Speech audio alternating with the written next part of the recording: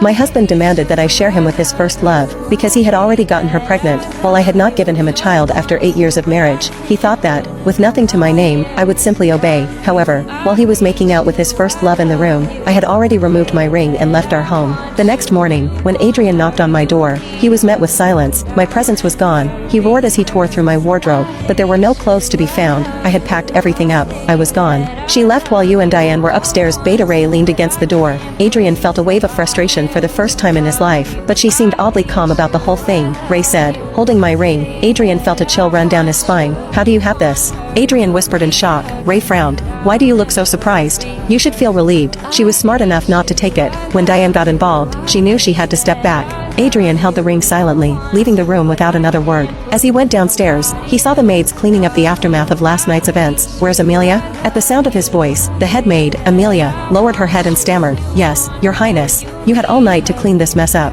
What if my partner had been hurt this morning? Why were so many meals prepared last night? Did I hire you all to be useless fools? Amelia lowered her head again. Your Highness, it was Luna Esmeralda who allowed us to rest the entire night. We stayed in the dormitory until this morning. She even personally prepared the meals. What? Why? Adrian blinked in surprise. She seemed unusually happy yesterday, eagerly awaiting your return. Amelia's words sent a cold shiver down Adrian's spine. She also arranged my room? He asked quietly. Yes, your alpha. That's why I had dressed up the way I did last night. Adrian could almost imagine my excited face as I ran downstairs to greet him. What did she want to tell me? Was it that important? Adrian ordered the maids to continue their work and went back upstairs. He had an appointment with Diane today to see Dr. Lysai for a prenatal checkup. Diane and Adrian sat in front of the doctor. Adrian noticed Lysai glaring at Diane coldly several times, but he didn't care. He knew Lysai was my best friend. You can schedule your next appointment for Monday, Lysai finally said after a lengthy checkup. You may leave. Doctor, isn't Monday too soon for the next appointment? Diane asked calmly. Lysai sneered. Then maybe you'd rather let the baby die in your womb.